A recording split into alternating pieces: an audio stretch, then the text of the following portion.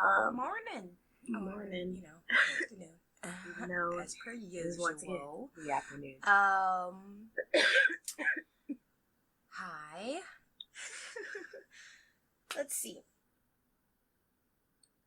Oh, all right. So today we're reading through Genesis. Jump right in. 12 through 17 or 15. And then we're doing Psalms 4. So, yeah, if you've been following along, you understand what's been happening so far in the Genesis era of the book. And basically, creation. Notable thing about that is that God created us created everything in about 6 days. We don't know if these are average days or like what kind of timeline days these are. And then he created, there was a day of rest, our quote-unquote Sabbath, which was blessed and sanctified, and set aside. So that's something I've been taking to heart, is how to incorporate a Sabbath day into my life. And then we moved through the fall, and we learned that Eve was beguiled, and Adam was just, his wife was like, hey, eat this. And then they learned of the knowledge of good and evil, and since that moment there was a cursing of the land to make sure harvesting wasn't as easy. And then there was what else was there? Oh, there was the effects of childbirth and child rearing and everything being painful. Like you'll reproduce in sorrows. And then we see a influx of the evilness of humanity. Cain kills his brother Abel. The blood of his brother cries out to the Lord. Cain then gets cursed. Anyone who kills you will die sevenfold. He then gets cursed. The line continues down to Lamech, and Lamech's all like, anyone, egotistical, takes 2 wives. He's the first person in the Bible to do that. Let's see. Yeah, we really get to see how all of this begins to unfold in a unpleasant way that kind of hurts God's spirit, eyes, and heart. And so he's like, yeah, I'm gonna reset all this with floodwaters. And he sets aside one and his family, Noah. Ark moments.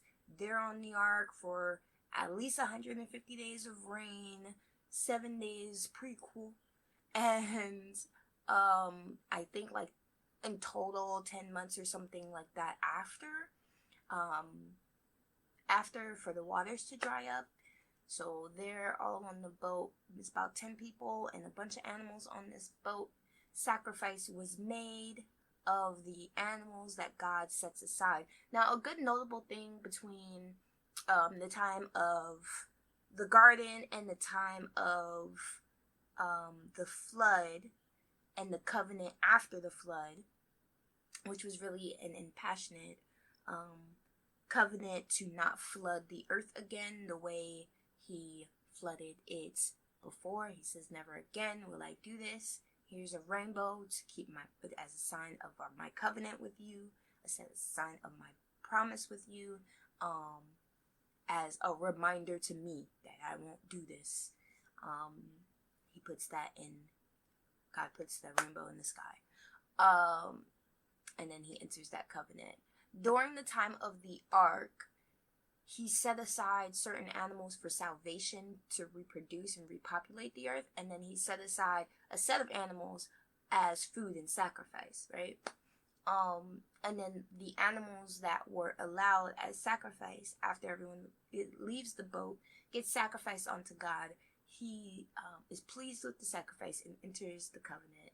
But it's also the moment where God allows the eating of meat along with vegetables. So during the time of the garden, leafy greens and the vegetables and the fruit of trees, that is what was set aside as meat for humans to eat. Not all of the animals in the garden. Not all of that. So it was mainly fruits and veg. You can eat that, take care of that. Then the fall, then the flood, and then, okay, fine, you can eat a certain animal, but be wary not to eat any animals with the life blood still in it. So I'm trying to highlight, because it's really standing out to me, the importance of this blood situation. The blood not only cries out to God after the passing of Abel, it cries. It is prohibited by God for ingestion. Like, do not eat anything with lifeblood in it. So I was curious about this. I did some research and I ended up finding an article that sort of tried to dive into why the blood is such a symbolic thing. And this is going to come up again in a few passages. So what I'll do is, with that article, it was good. It was interesting. If anyone wants it, I can post it up. If not, I'll probably just leave it alone.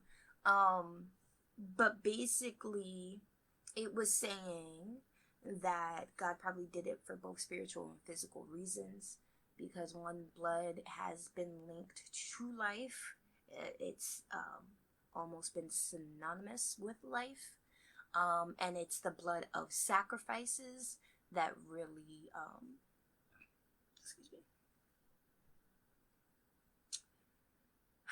there was a sacredness in a blood sacrifice.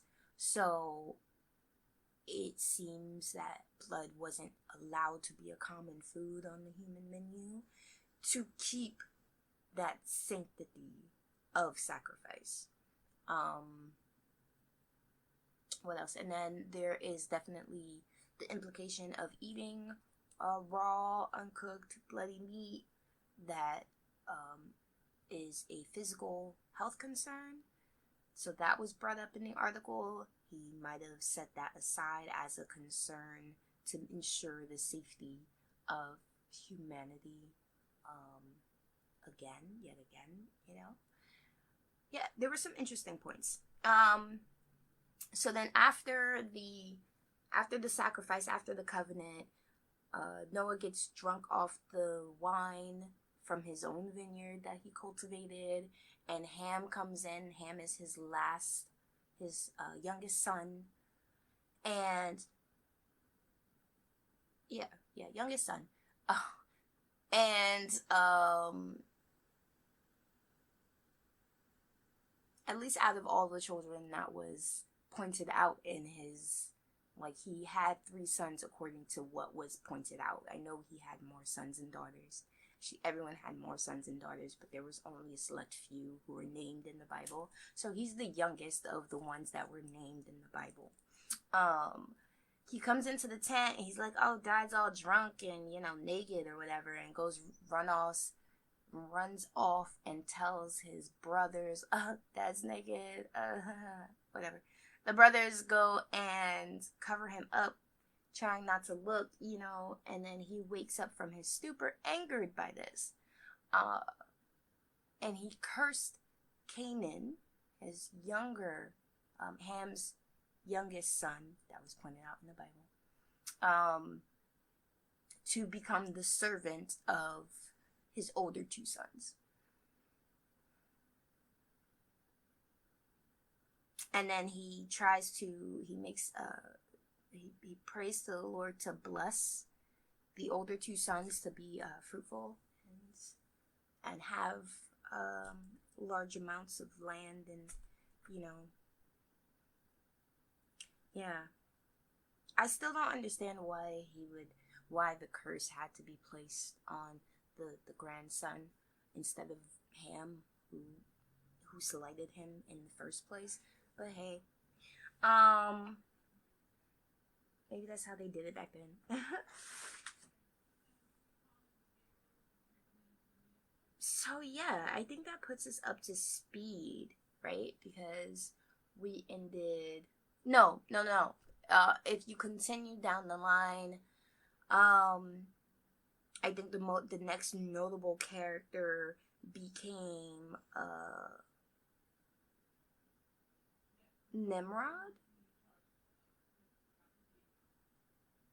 Yeah, but at this point, fast forward a bit through the story, we end up in Babylonia, and everyone's speaking the same language. Bricks have just been created. And with this, they're like, oh, let's build a tower. And they start building the Tower of Babel. And God's like, no. You see this? You all are of one language. You all are unified now. And whatever you imagine, you'll be able to create. So he comes down and he intervenes, because it was pointed out earlier in the Genesis chapters that humans' imaginations have a lean towards the evil, and along with cutting short our timeline, our lifespans from near thousands, high into the 900s, he cut them down to 120 with that cap on it. And throughout the timeline of the up until this point, from Adam to Canaan or the younger generations, they start to live younger. At this point, they're living up to about 300 years in age. So there was a slow downfall to how long the ancestral line was alive.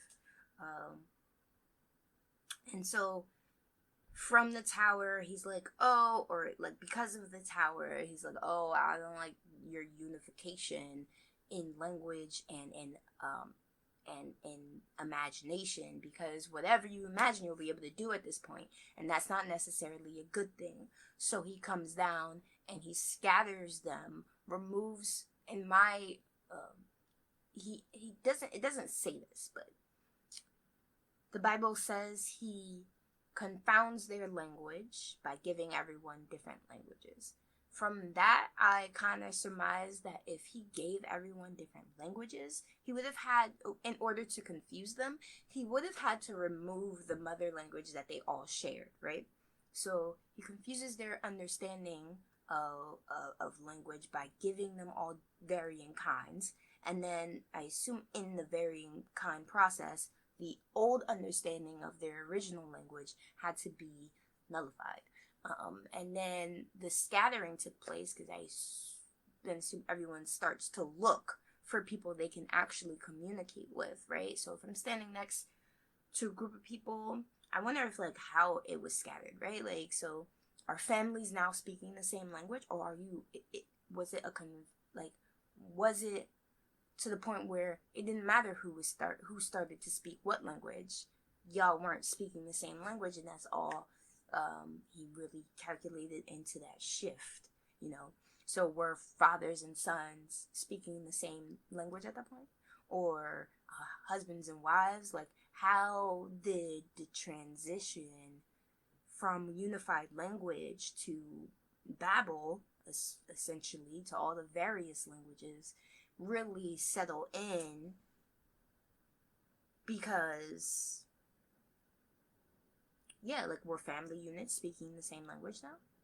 Were, family units, apparently co-workers weren't speaking the same language now, So there was this now shift to spread out and to find people, I'm assuming, of like language, so that you could survive once again, so that you could be able to communicate for basic survival. So yeah, that's where we left off. We left off at the scattering from Babel. I added a link to this description about Genesis 1, about the Bible version plan that I'm reading, the YouVersion plan that I'm reading along or reading through, and then under that is a link to the BibleProject, their YouTube video on Genesis. This is the second part, so it covers essentially an overview of Genesis 12 through 50. So there's a unification there. I feel like different families were speaking new languages or teaching new languages. Yeah, I feel like that too. Like, I feel like the scattering of language didn't have such a component that would allow family units to stay together.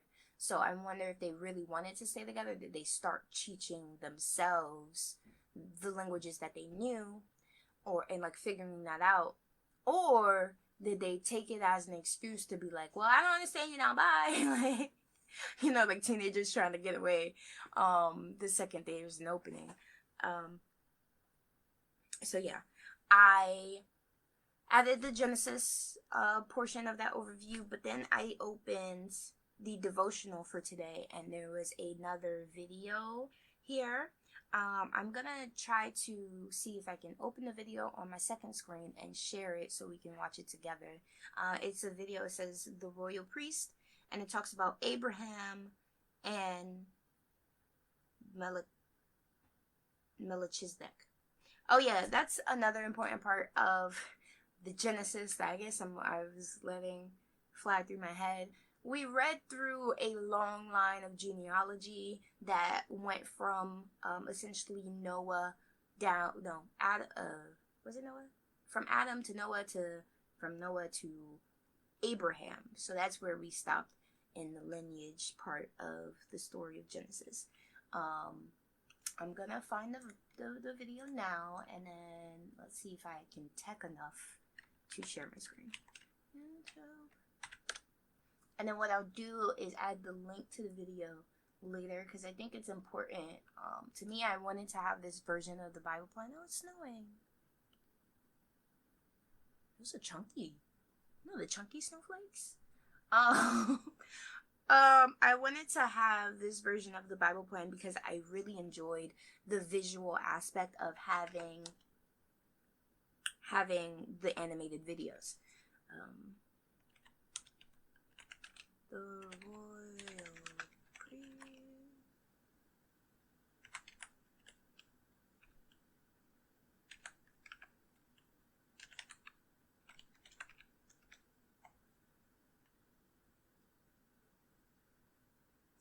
Found it. Okay.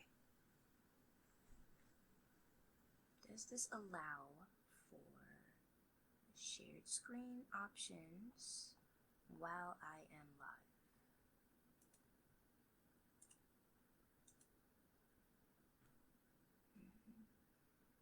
Bear with me, guys.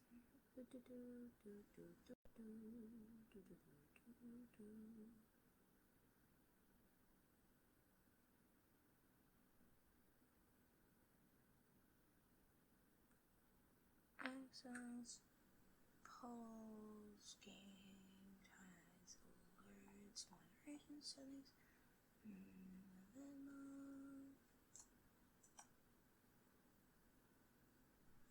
You know what I can do? I can just Google it. Yeah.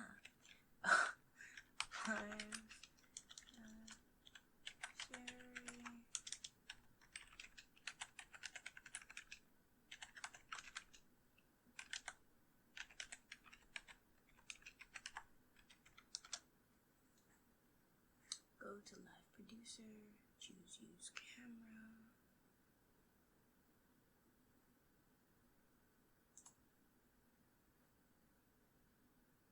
I might just give up on this event because I don't want the moment of dead air as I figure this out. Oh my gosh.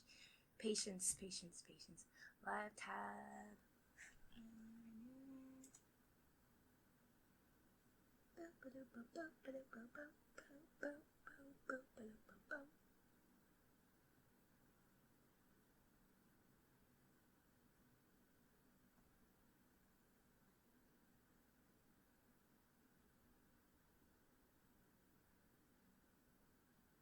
Okay.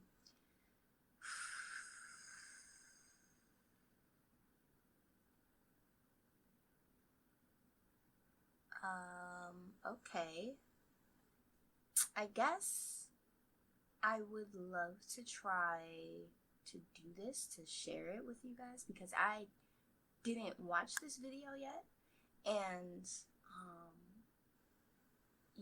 I would love to be able to just post it here, and then you guys could watch it together anyway. But I'm not sure that it would be wise to sit here trying to figure out how to do this right now, unless you guys are willing to wait. I don't know.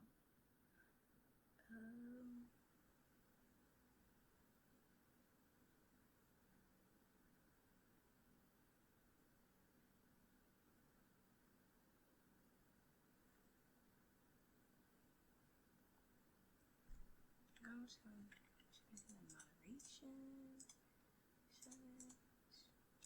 No. Go to live producer. See, Facebook's not as intuitive as it used to be. So, like, chat, comment, stream, embed code.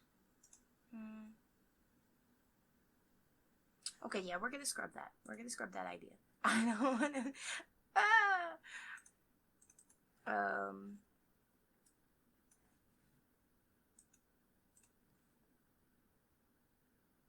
Yeah. So the overview here says that Melchizedek is one of the most intriguing characters in the Bible, first introduced in the story of Abraham. He's a mysterious priest king who rules a city that will later be called Jerusalem, and he gives God's blessing to Abraham. In this video, we'll explore how Melchizedek fits into the larger biblical theme of the coming royal priest. How long is the video? It's about a 5-minute video.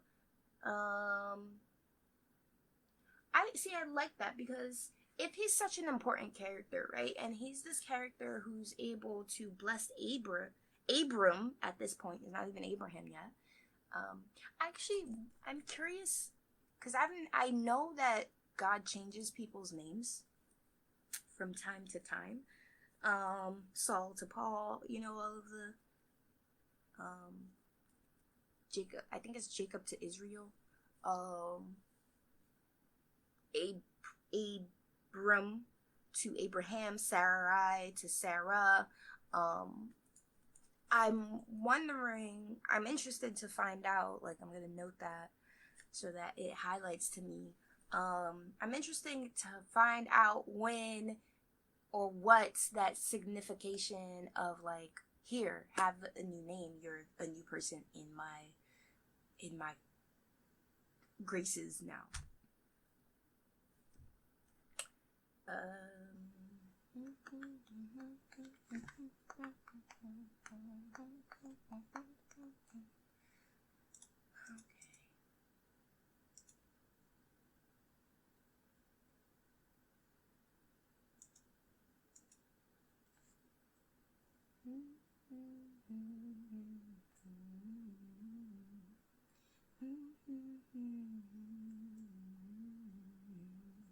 Okay, we are at the call of Abram.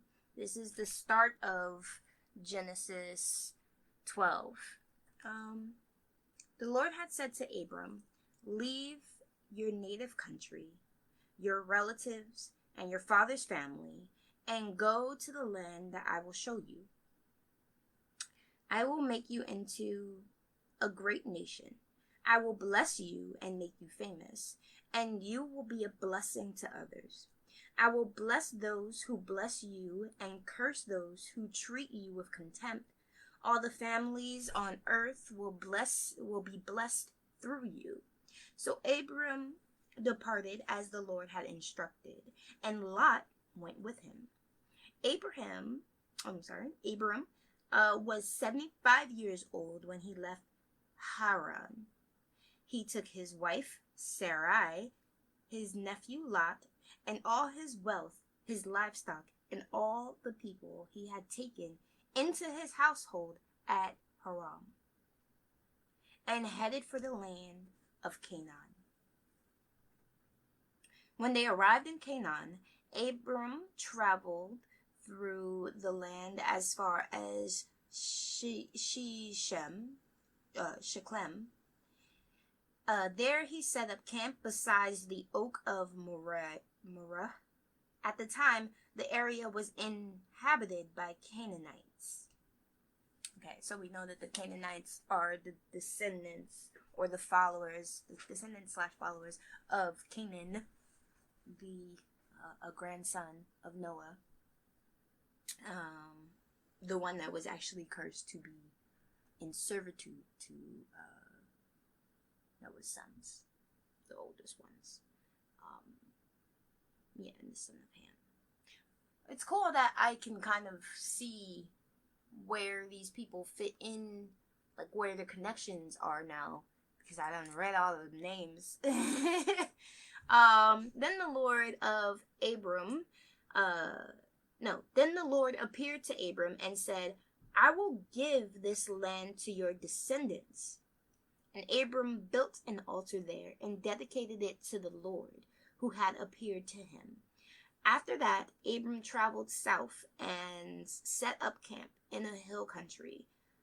Ooh, sorry, my voice is raw. I drank some tea this morning, but I spent a lot of time using it yesterday, almost to abusive degree. Oh no. I have water.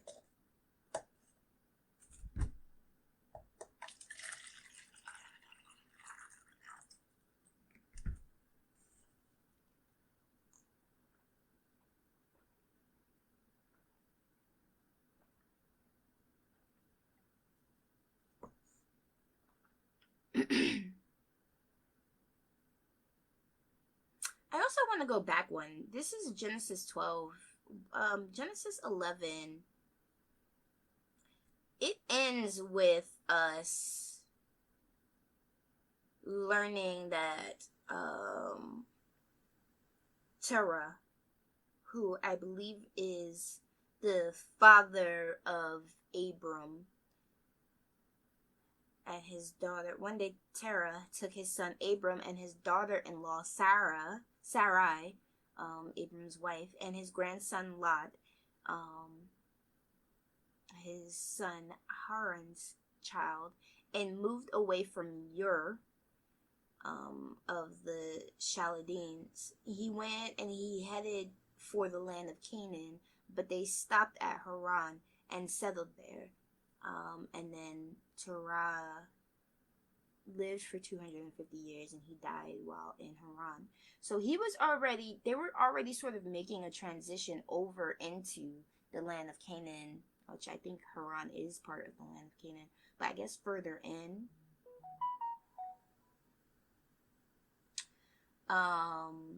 And that became a waypoint which they ended up settling in.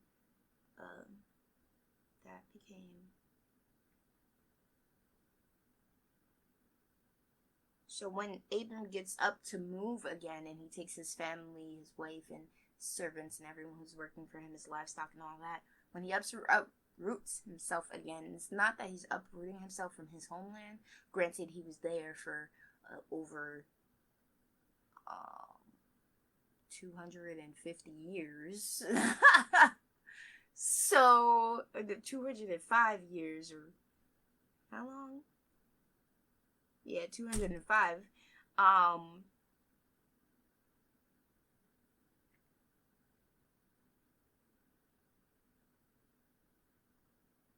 Or maybe, yeah, well, less than 205, whatever. He lived there for a long time. But he, then, I wonder what it was about Abram at this point that the Lord called out to and told him to get up, take your stuff, take your people, and leave. He said, leave your native country, your relatives, and your father's family, and go to the land that I will show you.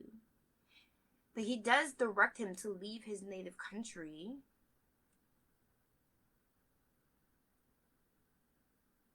But it's not like Abram was young enough that Haran became his native. Oh, okay, I get it. Okay. If it's leave your native country, it's like cities. So they left their native city of birth, so to speak, moved down further towards the land of Canaan, settled in a different city of their native country. It's like if I were to go I'm heading not California. I don't know enough geography to make this analogy. So yeah, if I'm heading down, settle in one of the states of the U.S., but I'm still like aiming to get to Canada. I start heading up. I get to Maine and I stop, and then I end up settling there for a while. And then my son and my grandsons have to finish that trek up to Canada, or end up finishing that trek up to Canada. Anyway, sorry, my confusion. Yeah, okay, so he takes all of his stuff and he heads down to the land of Canaan, and when they arrive, they settle and set up camp at Shechem, and besides a really cool oak tree. And God's like, I will give this land to your descendants. So he's making promises here to Abram.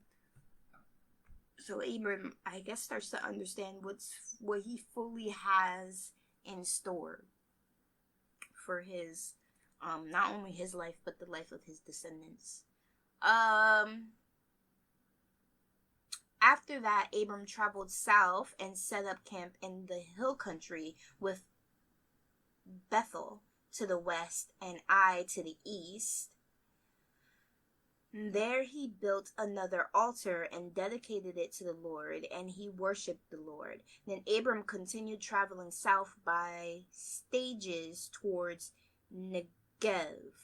So this is interesting because everywhere Abram is, trekking, he's like, well, I'm settling here for a little while. Let's build an altar to my Lord. Like, he's the ultimate cleric at this point, traveling through, building altars of worship for his Lord. Those aren't easy to build, I'm assuming. Like, you don't just pop up an altar. Like, here's a few rocks here, now an altar. I don't think that's how that works. So, he settles long enough to put up these altars to the Lord. I'm assuming he has to make some sacrifices when he does that. I don't know what the process of altar building is. But yeah, this is the time where sacrifices are a thing. This is pre-Jesus, so he's making some kind of offering here when he builds these altars. Yeah. Abram and Sarai in Egypt. At the time, a severe famine struck the land of Canaan, forcing Abram to go down to Egypt, where he lived as a foreigner. As he was approaching the border of Egypt, Abram said to his wife Sarai, "Look, you are a very beautiful woman. When the Egyptians see you, they will say, 'This is his wife. Let's kill him, then we can have her.'"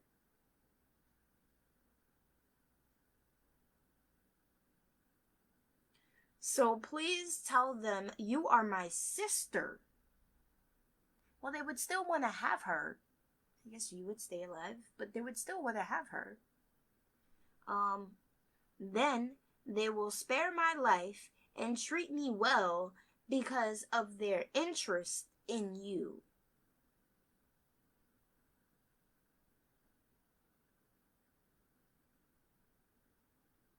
I know that's not supposed to hurt my head, as a quote unquote modern day woman. That's annoying. I get it, but annoying.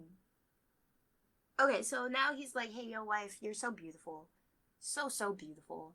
But because you're that beautiful, these Egyptians are going to want you. And if you're my wife, they're going to have to kill me to have you. So instead, just play the role of my sister real quick. And that way, they're going to cozy up to me so that they can appeal to you, you know?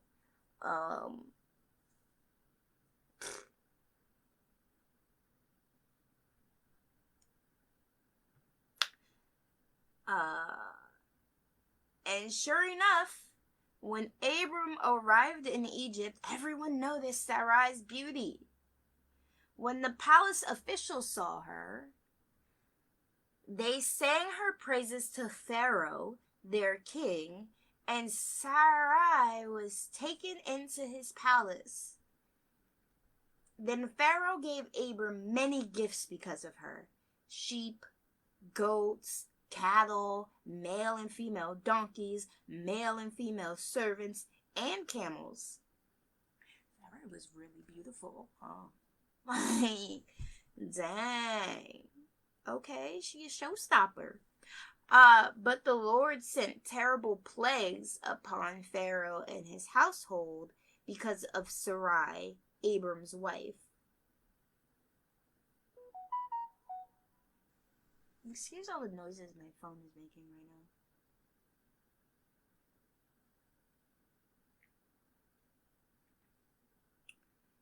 now.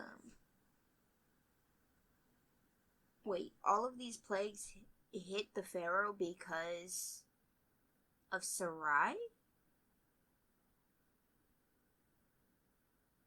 How does that work?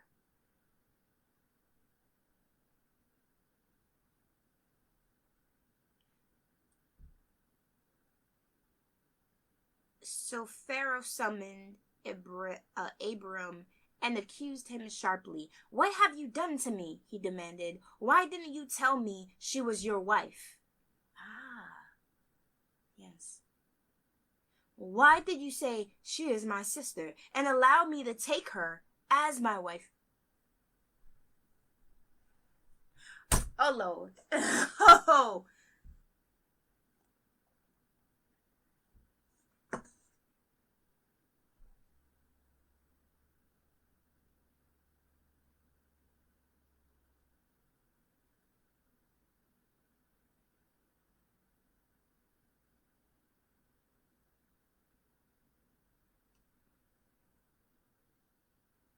"Now then, here's your wife.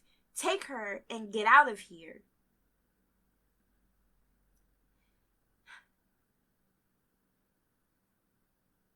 I would just like to say that we are all aware, as grown adults, are aware of what it meant to marry someone, especially a pharaoh.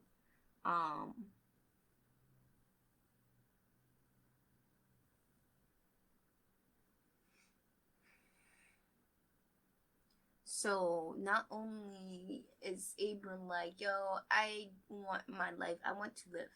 So I can't tell them that you, so beautiful woman, such a beautiful woman, are my wife. I'm going to tell them you're my sister, just so I can live a cush. I can still live and they'll cozy up to me. I'm assuming he didn't expect the attentions of a pharaoh, because, like, that's a lot. But either way, that's what he garnered. And when he got that, it wasn't a like, oh, so hey, yeah, I was just trying to, like, it wasn't to come clean. Like, yeah, I was trying to spare my life from all of the people who would lust after my wife and try to kill me. I was like, yeah, my sister.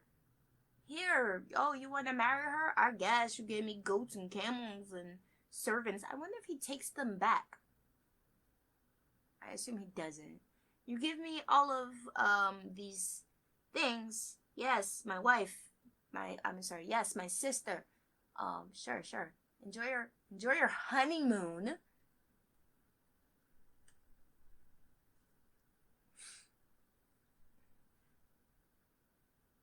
all right, well, whatever. Now, then, here's your wife. Take her and get out of here. Pharaoh ordered some of his men to escort them, and he sent Abram out of the country along with his wife and all of his possessions. So then they get evicted out of the land of Egypt. So, like...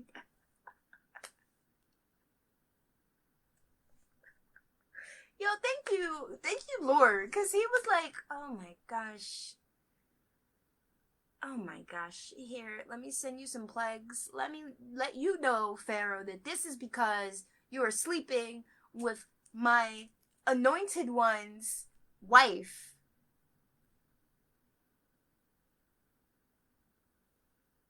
Oh my gosh. And what's worse is that in this deception, right? I get that this deception was out of fear for his life. But there's a couple of things, right? Because Abram was under direct guidance from God. No one would have been able to kill Abram to take his wife Sarai. No one would have been able to do that because they would have needed to go through the Lord's protection first. Obviously, Abram falls to the fear of like, yeah, they're gonna try to kill me for you. So he sows this whole deception, right? And that deception probably, spiraled out of control, as lies tend to do. But then it went on for such a long period of time. Like, I'm sure it wasn't 2 days. I'm like, the news had to travel throughout Egypt first, right? Or throughout. It had to first get to the ears of the advisors, to then get to the ears of the Pharaoh, for then the Pharaoh to send notice to Abram and Sarai to bring them to the palace, and then for the courtship to happen, like, here, have all of these things, and then for the marriage to happen, and this is a Pharaoh's marriage, by the way, so there was a lot of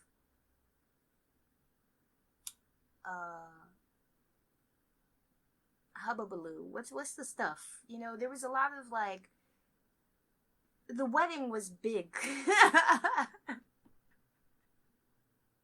Even if it wasn't the first wife, even if this was just like a concubine wife, the marriage was still going to be showy because it's a Pharaoh's marriage. So this lie travels for that long, continues for how long after, and God has to come in and he's like, yeah, enough of this, okay? Here's a few plagues, and it's not just, it's not just a plague,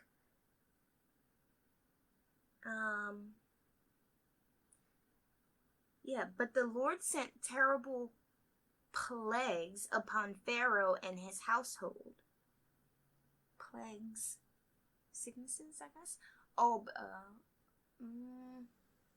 Okay, so maybe it was just Pharaoh and his household. I was wondering if the whole land of Egypt was affected by these plagues because of Abram's deception.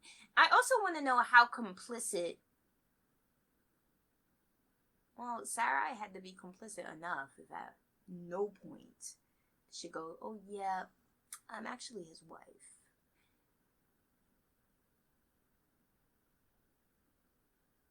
Anyway, yeah, that's my take on Genesis 12. Moving on to Genesis 13.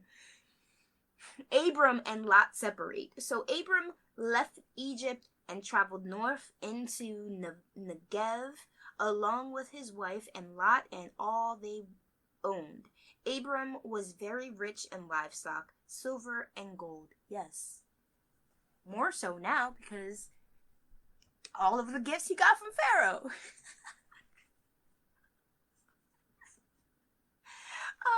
From Negev, they continued traveling by stages towards Bethel, Bethel, and they pitched their tents between Bethel and Ai, where they camped before. Okay, yeah, that sounded familiar. So they pretty much backtracked because now they're going back to the land of Canaan from Egypt after fleeing Canaan because of the famine. This was the same place where Abram had built the altar, and there he worshipped the Lord again. Lot, who was traveling with Abram, had also become very wealthy with flocks of sheep and goats, herds of cattle, and many tents. But the land could not support both Abram and Lot, with all of their flocks and herds living so closely together. So disputes broke out between the herdsmen of Abram and Lot. At the time, Canaanites and Perizzites were also living in the land. Okay, so this land of Canaan was already under duress because a famine had struck. So now this famine struck, and these two herdsmen, have all of these cattle, sheep, livestock, goats, and they need to be fed. Not only do all of the livestock need to be fed, but all of the humans who are traveling with Abram need to be fed, right? Because he brought everyone from his household, and he got some extra servants from Pharaoh. And this land, I'm assuming, has already been ravaged by the existing population of Canaanites and Perizzites.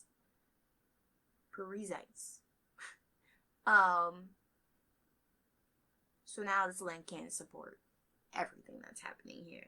There's just no way. And it's causing a disruption between Abram and Lot. And let's not allow this conflict.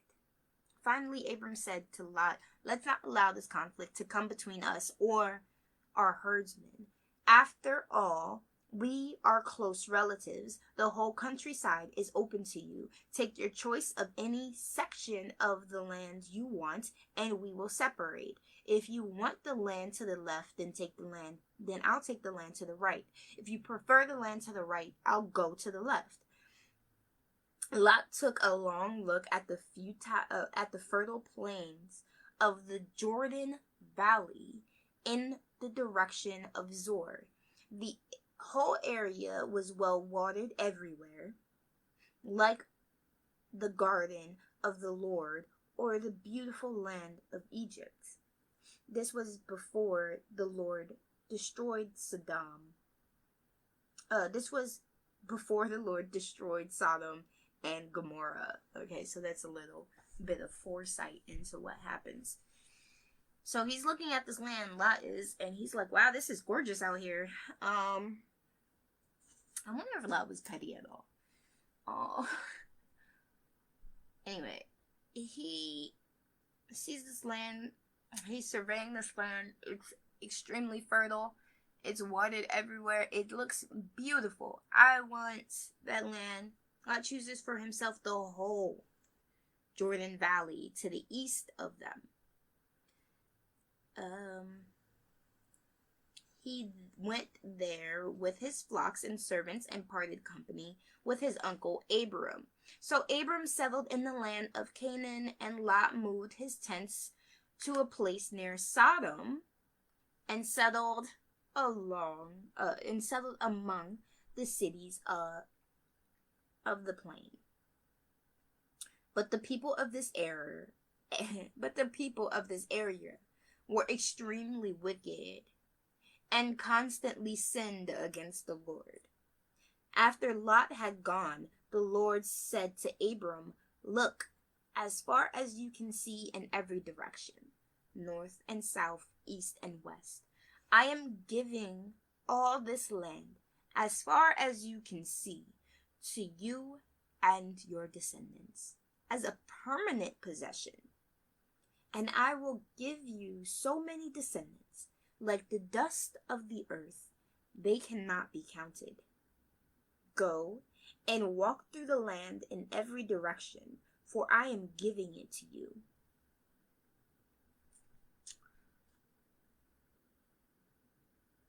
That reminds me of The Lion King, where everywhere the light touches is yours. You know, like, wow, that's impressive. I'm sure Abram has his doubts, right?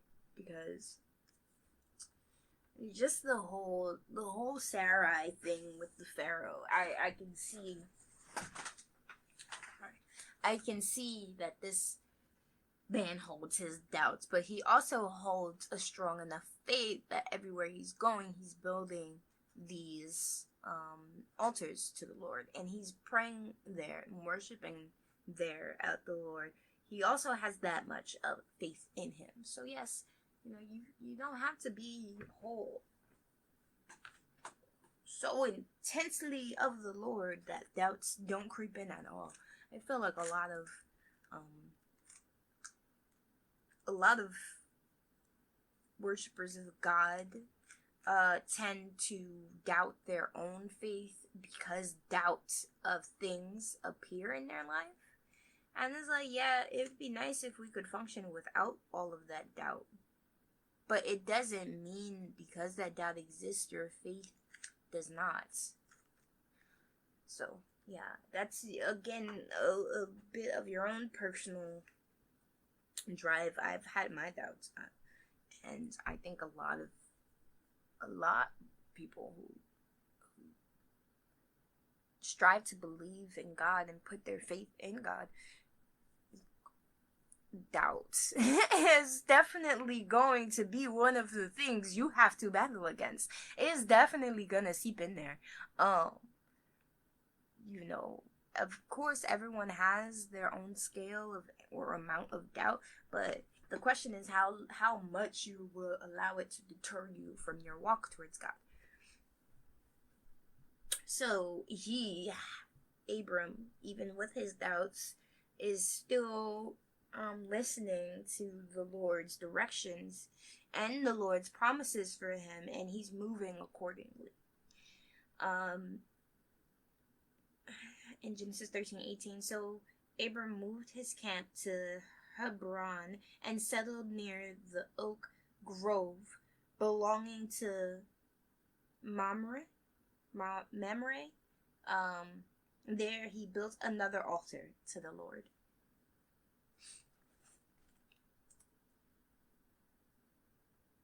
I really want to watch a video on altar building, but I haven't figured out the whole screen sharing thing, so maybe next time.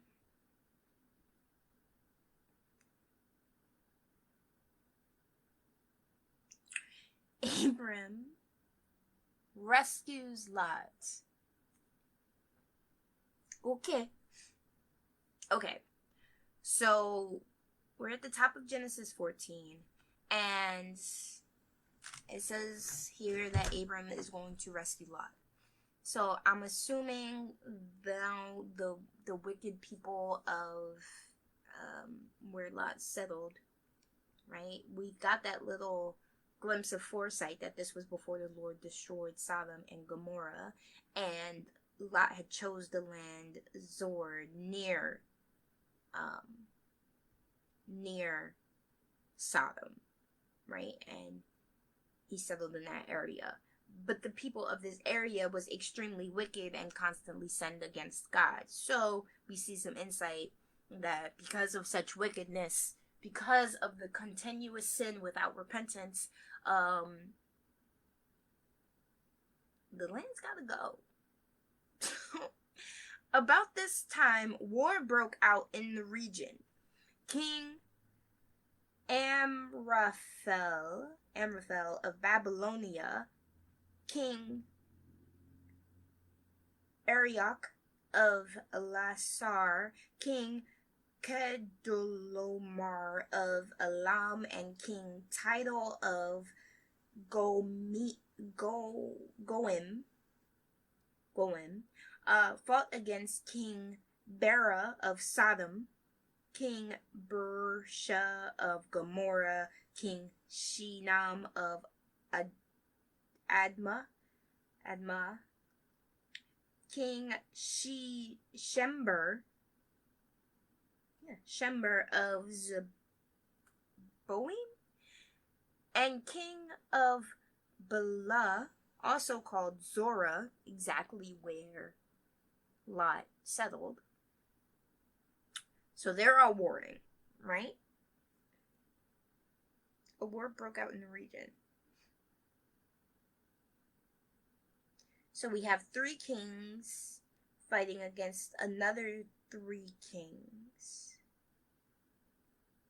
No, 3 kings. We got the king of Babylonia, the king of Elisar, the king of Elam, and the king of Goim, fighting against the king of Sodom, the king of Gomorrah, the king of Admah, and the king of Zeboim. The king of Zeboim and the king of Zorah. So there's a bit of, and there's definitely alliance lines happening, and then they're all warring. I'm assuming over land and resources, as war does. So this second group of kings joined forces in Siddim Valley. That is the Valley of the Dead Sea. That's written in parentheses, so someone must have gone back to highlight that, right? To add that in after. So for 12 years, they had been subject to King Kedorlaomer, but in the 13th year, they rebelled against him. Okay, so the second group of kings, I guess they were vassal kings, rebelled against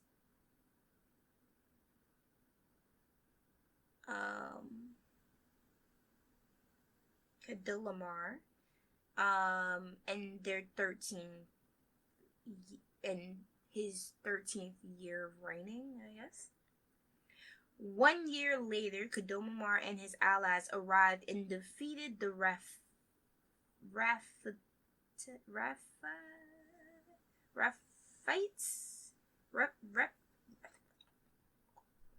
defeated the Rephites at Ashtaroth Kanaim,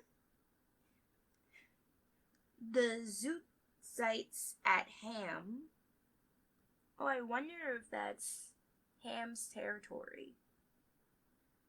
The Edomites at Savath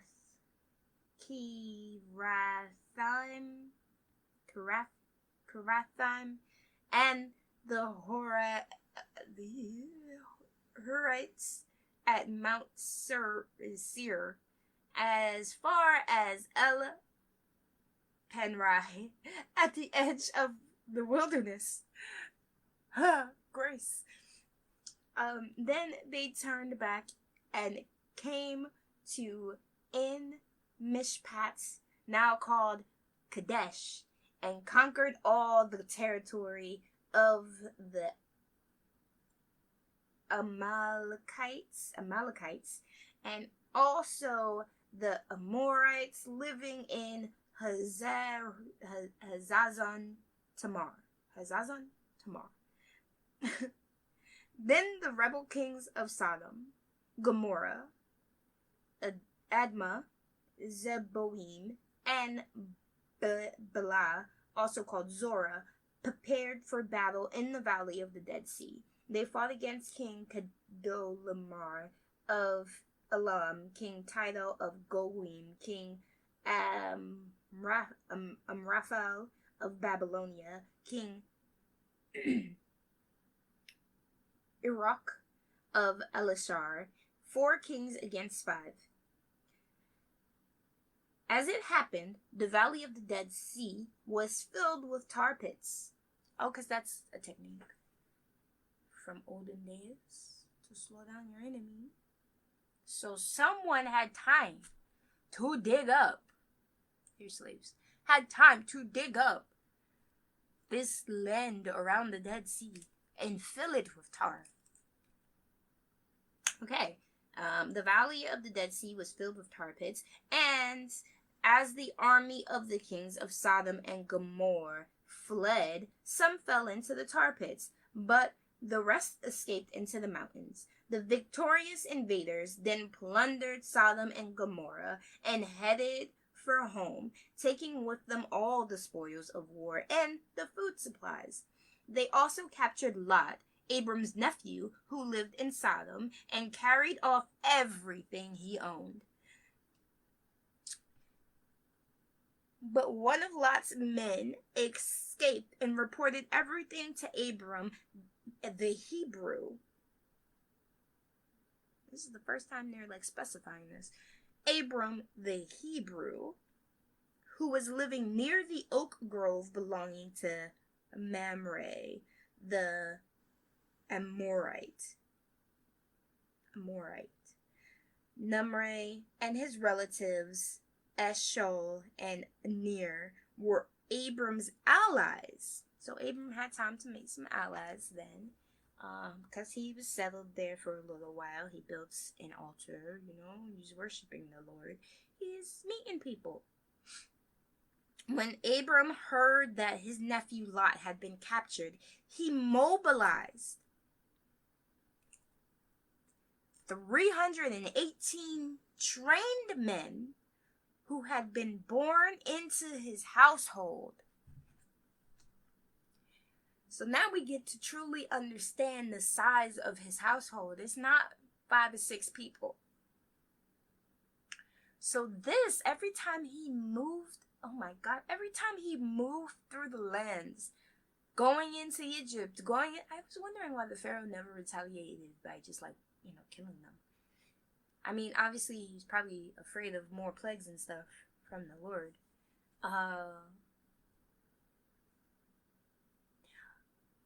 You got 318 trained men built into your household, and you don't think you could defend yourself and your wife against people who were lusting after her? Isn't that what the husband's protection was supposed to be for?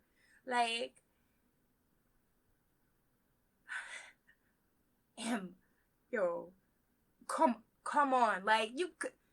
You telling me you couldn't walk in to Egypt with the gusto that my wife is the most beautiful woman you have ever seen? Yes, you want her, but no, you can't have her, because you got 318 trained men at least trying to aid you. And that's just the trained men. What about all the untrained people? They could at least stand, watch. Be like, hey, yo, you're getting a little too close. They can at least scout and be like, oh, this one is lusting after them a little too much. This one might actually have the guts to face your 318 men.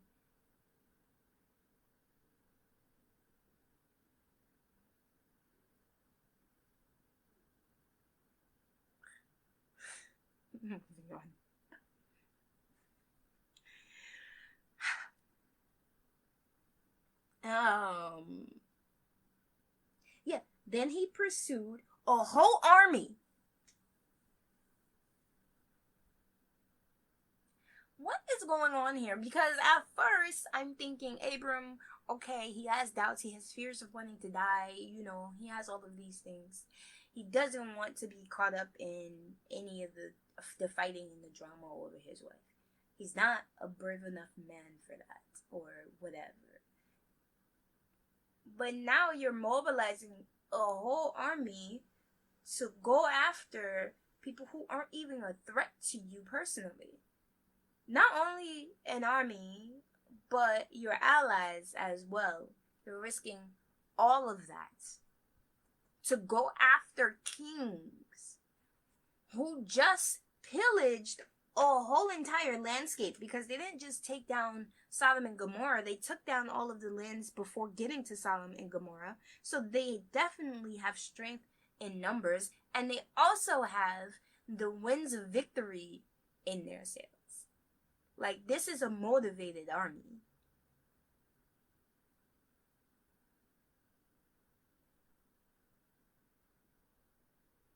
Make it make sense. I don't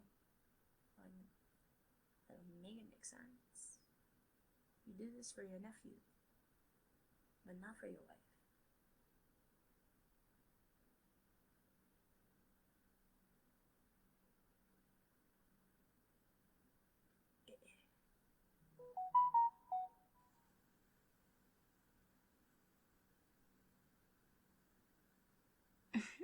Okay, I'm back.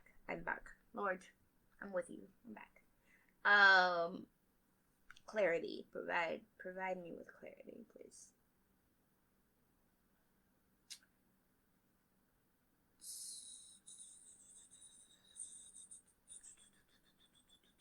I lost my spot in my tirade.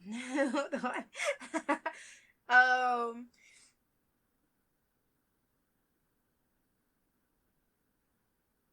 Okay, so I didn't even finish Genesis 14:14. So here, when Abram heard that his nephew Lot had been captured, he mobilized the 318 trained men who had been born into his household. Then he pursued Chedorlaomer's army until they caught up with them at Dan.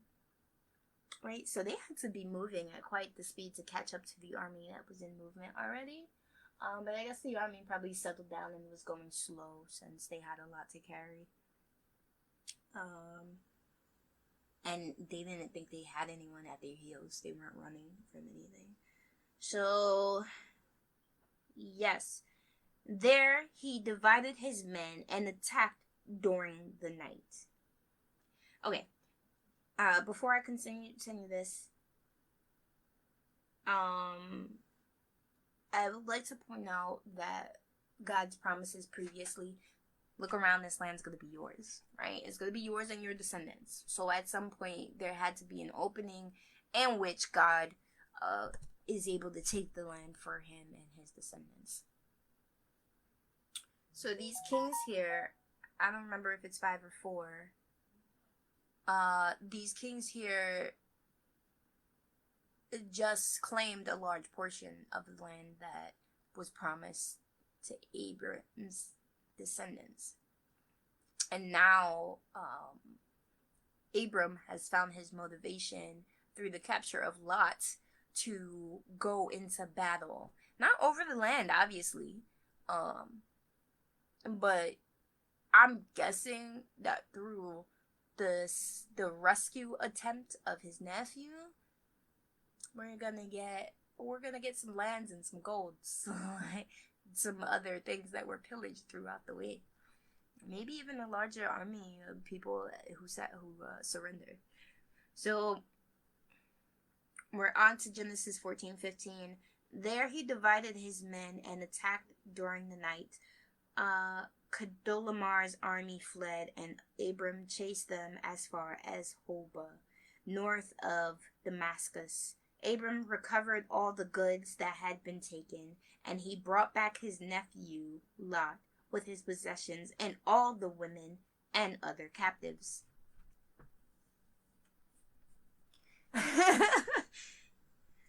Yeah, okay.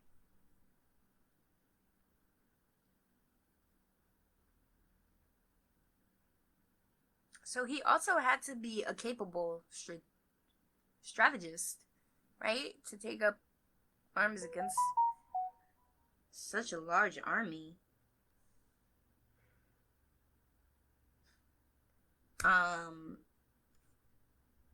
Yeah, okay. Melchizedek blesses Abram.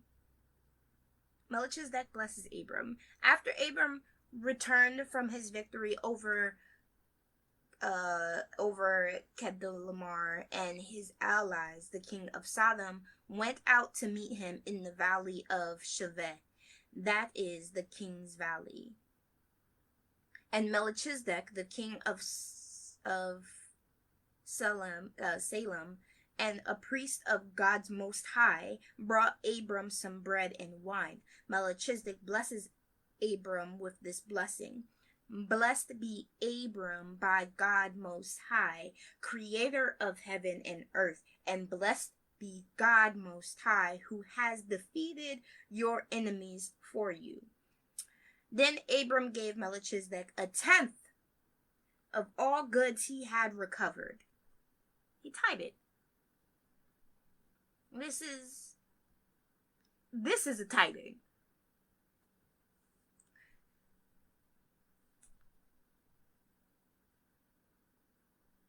Yeah.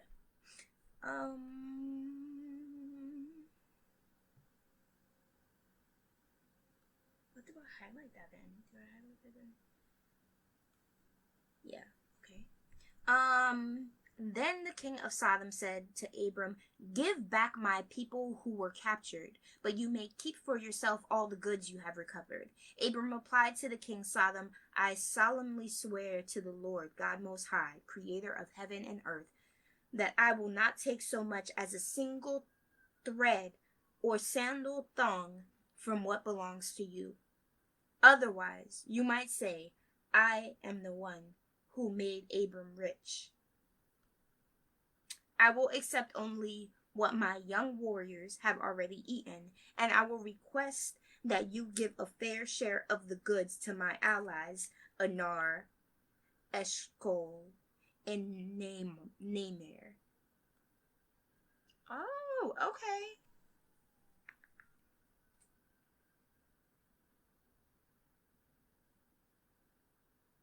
Okay. So Abram wasn't greedy. Abram wasn't greedy. And I imagine that is a lot of gold, right? A lot of treasures and other resources that were recovered from the spoils of war. He gave it, not only did he give Melchizedek 10% of everything he recovered, and then he gave it back to the person it originally belonged. Not even, right? Because it originally belonged. Oh, maybe he just gave back the original portion, because this moving army, had a lot of gold. They had a lot of resources from all the areas that they pillaged before Sodom and Gomorrah. Alright, so he then gives it all back, and he's like, "I'll only accept what my warriors have already consumed." I guess that's in terms of food. But do me a favor and give a fair share to my allies. And yeah. So all the people get to go home. Lucky for them, Lot was in the mix. Lucky for them, Lot was in the mix of all of this. And then the allies get boosted by their fair share of the goods. But my real applaud to this speech he gives is this line where he says, "Otherwise, you might say, I am the one who made Abram rich." So he's saying this to the king of Sodom. I don't want you to have even a lick of I don't want you to have any ground to stand on when you say you are the one who made me rich, right? So that doesn't come from you. That comes from my God, the Most High. So he's like, "Nah, you can have all your stuff back, because I don't want you to be able to be like, oh, he's rich because, he rescued, or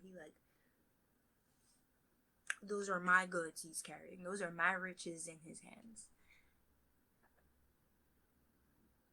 that's good. That's good. That's good stuff. Like, you don't want to give anyone that kind of satisfaction. You can't say anything I own or possess is because of you. You don't get that. No, that's not where the glory belongs. The only person who will be glorified by my riches, by my success, is my Lord. That's good. That's good. Because, I mean, he had, it was all in Abram's rate to be like, nah, I'm keeping this. Like, here's your people back. I'm keeping everything. Definitely well within the amount of work he had to put in.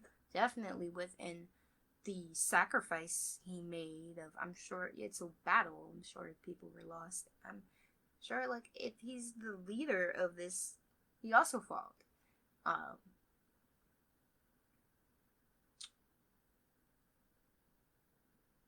So to take all of that and be like, here, have it back. Because I don't want you to have any chance of letting it spill from your mouth that my riches came from you.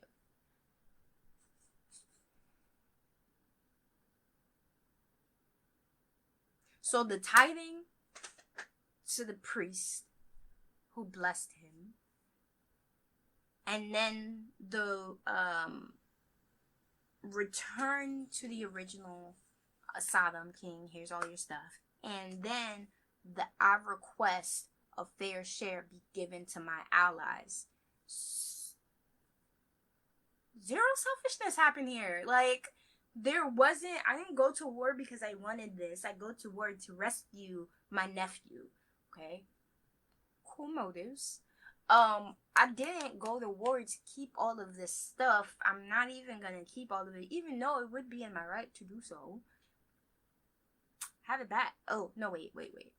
Here's some of this. I give it to the priest of the Most High. It's 10%. Not really my earnings, you know? Or it is my earnings, but like here, 10% given away gracefully to Melchizedek, the priest of the Most High. And then, hey king, yeah, you want your people back? Go ahead, take your people. I don't want nothing that belongs to you. Because he says, I'm not even taking a single thread or a sandal thong from what belongs to you. I'm going to compare this to the King James Version. That I will not take from a thread, even a shoe latchet. I will not take from a thread, even to a shoe latchet, and that I will not take anything that is thine, lest thou sayest, I have made Abram rich.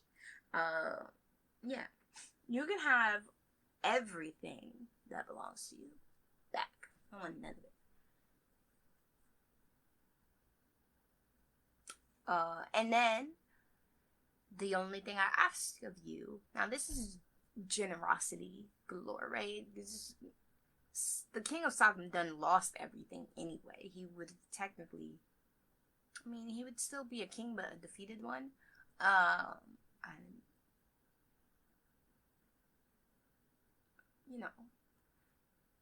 So he definitely didn't have any ground to stand on it, saying, like, give my stuff back. Like, which is good that he didn't say that. He said, give my people back, and you can have whatever. He was willing to let that go. But here, take all of this back. Everything that belongs to you.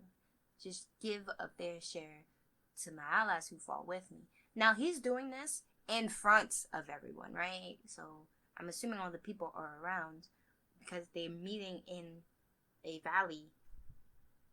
So all of the people are around. Melchizedek is there to witness this. God is obviously witnessing this. At least even for the least faithful, they're like, oh, the God's priest is here, so God is a part of this. The allies are there. The warriors who did all of the fighting are there. I only want you to accept What my warriors have already eaten is clear. I can't give that back to you. And I request that you give a fair share of the goods to my allies. There's no way he can say none of that. That's so good. That is like, this line right here. I solemnly swear to Lord, God Most High, Creator of heaven and earth, that I will not take so much as a single thread or sandal thong from what belongs to you. Otherwise, you might say, I'm the one who made Abram rich, and I can't have you having that glory. It's so good. It's so good. Genesis 15. The Lord's covenant promise to Abram.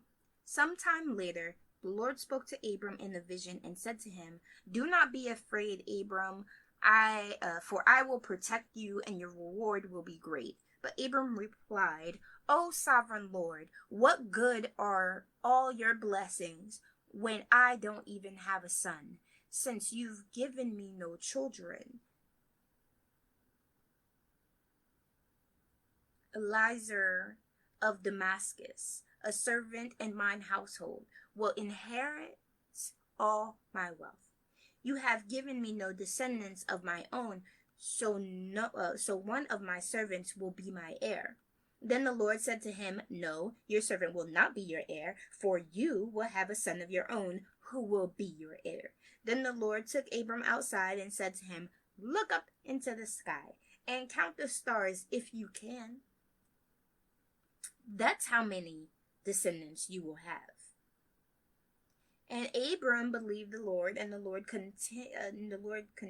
counted him as righteous because of his faith. I love the Lord's clap back. No, your descendant ain't getting. Your servant's not gonna be your heir, because you're gonna have a son. Okay, your son's gonna be your heir. Calm down. He's like, go aside. All right, look at the stars, count if you can. That's how many descendants you're gonna have. So take a breath. Sorry.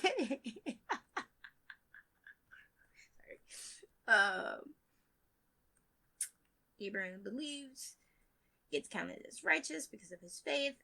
Okay, 15:17. Then the Lord told him, I am the Lord who brought you out of Ur of the Chaldeans to give you this land as your possession. Okay, so this is like where he was birthed, right? This is when Torah was still alive. His father had took him and migrated over to Haran. And then from there, Abram, after his father passed, was in charge of all of the migration with him, his wife, Lot, and his household. So then God's like, listen, I've brought you so far from where you started, right? And travel was not easy. I've brought you so far from where you have started to give you this land as your possession. But Abram replied, O sovereign Lord, how can I be sure that I will actually possess it? Oh, okay, all right, yes. And the Lord told him, valid doubts, by the way. It just hurts. Like, yes. And I know, like, so easy to be like, but God, really? Like, but God. So he's like, oh, sovereign Lord, how can I be sure that I will actually possess it? The Lord told him, bring me a 3-year-old heifer, a 3-year-old female goat, a 3-year-old ram, a turtle dove, and a young pigeon. So Abram presented all these to him and killed them. Then he cut each animal down the middle and laid the halves side by side. He did not, however, cut the birds in half.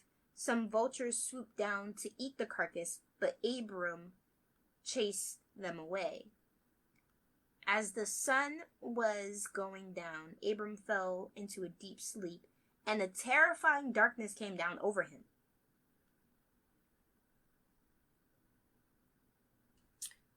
So that is some in-depth butchery that has to go on for this sacrifice.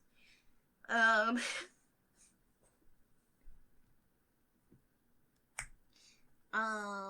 are we? They'll chase them away. He fell asleep in deep darkness. Okay, Genesis 15:13. Then the Lord said to Abram, "You can be sure that your descendants will be strangers in foreign land, where they will be oppressed as slaves for 400 years. But I will punish the nation that enslaves them." This is a prophecy, right? "And in the end, they will come away with great wealth. As for you," this is in parentheses, "as for you, you will die in peace and be buried at a ripe old age." I'm interested to see how old Abram is when he passes.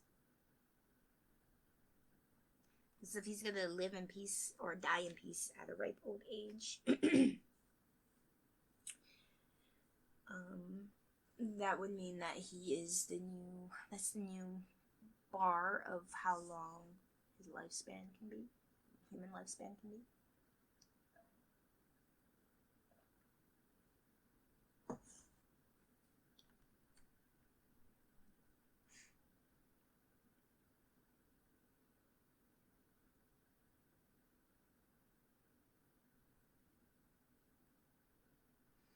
After 4 generations, your descendants will return here to this land, for the sins of the Amorites do not yet warrant their destruction. After the sun went down, darkness fell, Abram saw a smoking firepot and a flaming torch pass between the halves of the carcasses. So the Lord made a covenant with Abram that day and said, "I have given this land to your descendants, all the way from the border of Egypt to the great Euphrates River, that land now occupied by the Kenites, Kenizzites, Cadmonites, Hittites, Perizzites, Raphates, Amorites, Canaanites, Girgashites, and Jebusites." We also have to realize that land being occupied at the time was so vast. There was so much more space between cities. There was so much more farmland and plains. Like, such a vast amount of land is being promised here. That's like, yo, I will bless you. I will bless your descendants. All of this land is going to be yours. You've made such moves in faith, holding on to this, and it's in this righteousness that I am pleased. This is all the land. Like, blah, blah, blah, blah, blah, blah. When's the last time the Lord directly told you everything you were about to be blessed with? Like, I want that. Can I have that? God. Sorry. How can I be sure? Yeah, moving on. We're now at Psalms 4. So, that was such an interesting situation. We really just read through what was going on in Abram's life for the past 4 chapters of Genesis, right? We've read through his travels, his building of altars, his situation with Pharaoh, Sarai, and in Egypt. We've read through that rescue attempt with Lot. We started to understand all of the movements being made throughout the territories to get Abram to where he needed to be to settle down, right?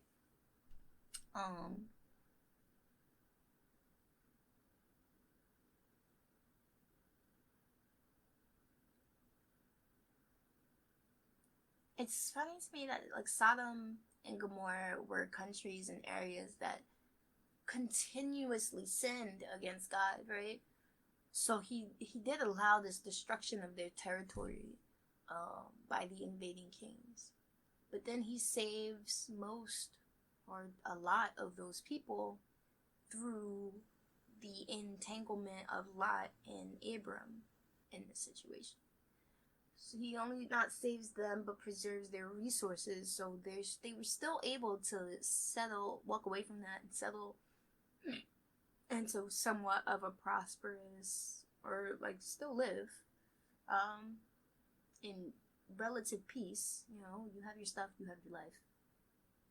You can find that, and there's plenty of land. Like,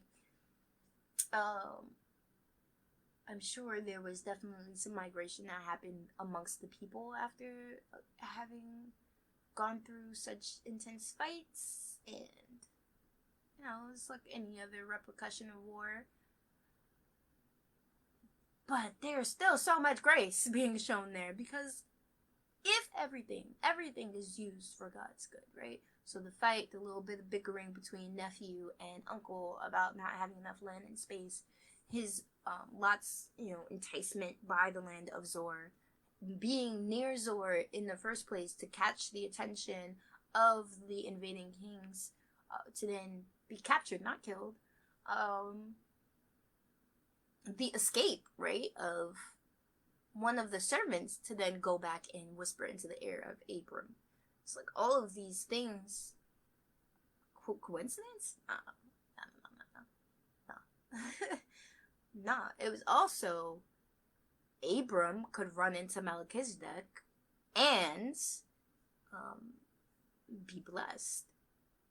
And in blessing Abram, he ends up going through a whole set of circumstances that everyone who interacted with Abram sort of is delivered some grace through him.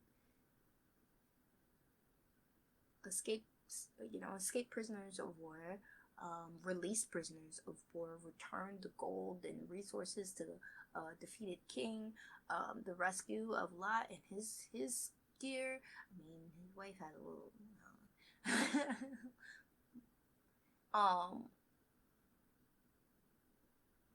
the allies being enriched with a fair share of, I'm sure, gold and land. All of that grace through this one person that had the anointing of God on him. And it's we can only see it because we're reading it from a distance future.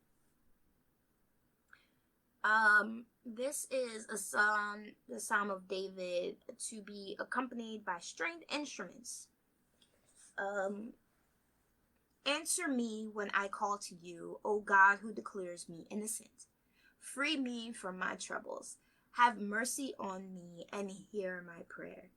How long will my people ruin my reputation? How long will you people ruin my reputation? How long will you make groundless accusations? How long will you continue your lies? You can be sure of this. The Lord set apart the godly for himself. The Lord will answer when I call to him. Don't sin by letting anger control you. Think about it overnight and remain silent. That's a word. That's a word. Enough people don't remain silent when they're angry. I don't care if it looks like you're stewing. Go stew. Go simmer down. Because you say crazy shit when you're angry. Not only do you, you're trying to, boast of your ego because you're trying to make the person who's angering you back off or whatever. But, your thought processes aren't the same. When you're angry, you enter, a fight or fight or flight mode, which means your thoughts are being slowed down, and self-preservation really only becomes the instinct. So you get really selfish when you're angry. Like, slow down and shut up. That's what the song is saying. Yeah, okay. Offer sacrifices in the right spirit and trust the Lord. Yeah, okay, because I know some people who, like, offer sacrifices angry. Like, oh, I got a time, you know. Offer it in the right spirit and trust the Lord. Many people say, who will show us better times? Let your face smile on us, Lord. You have given me greater joy than those who have abundant harvest of grain and new wine.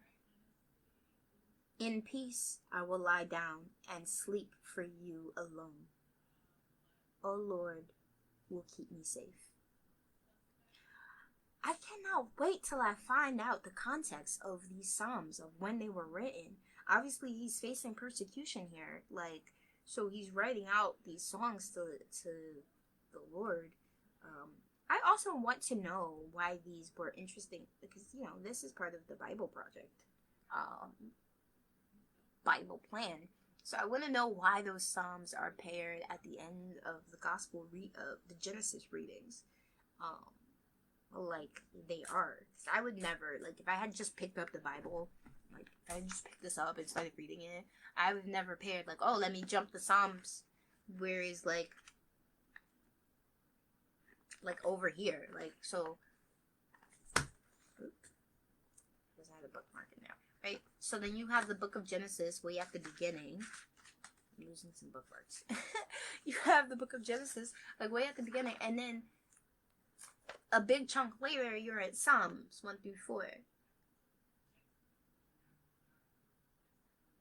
So we've read Psalms 1 through 4, and at the beginning, the Psalm 1 is the godly and the ungodly. Psalm 2 is the kingdom of Christ.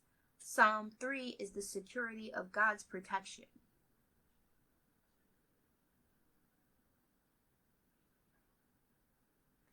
And Psalm 4 are David prays for God to hear him, but he knows, hear me when I cry out, O righteous God. But see, here's my thing, because I know at like Psalm 22 or something like that, it goes, my God, why have you forsaken me? You know, like, so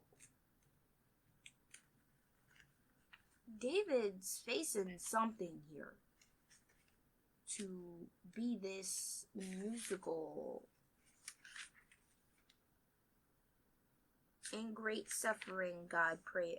This is Psalm 22. I jumped. In great suffering, David prays. Oh, and it says to the chief musician, Elijah Shahar, Psalm of David. Yeah, that psalm, it lives in my head. It really does. I'm excited for when we get there, because I have a corresponding video that I want. I'm trying to make it invade everyone's head.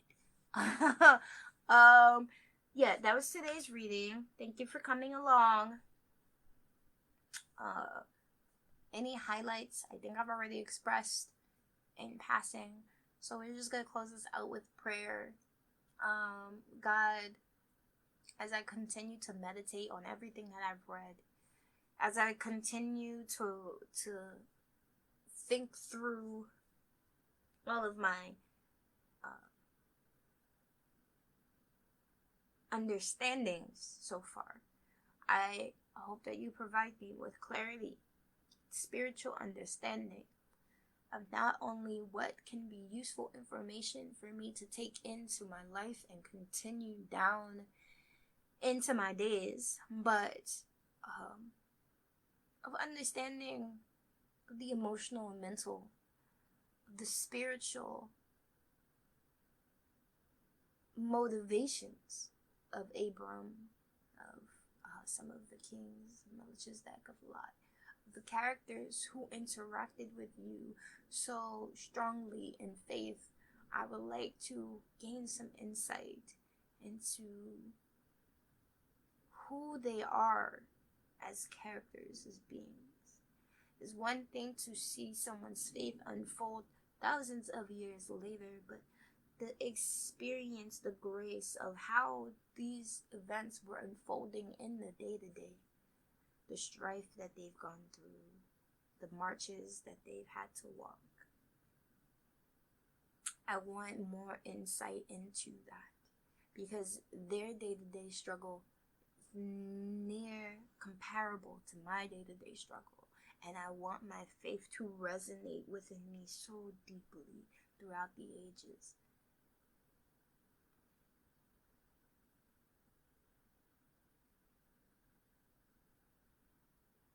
So as I go and I read through your word and I continue to model and look for insights, I lean heavily on the Holy Spirit within me to guide me, to provide clarity, to keep out the confusion of the enemy, and to allow me to see your face clearly.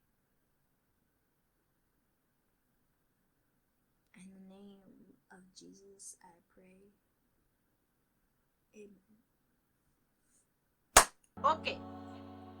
Have a good one.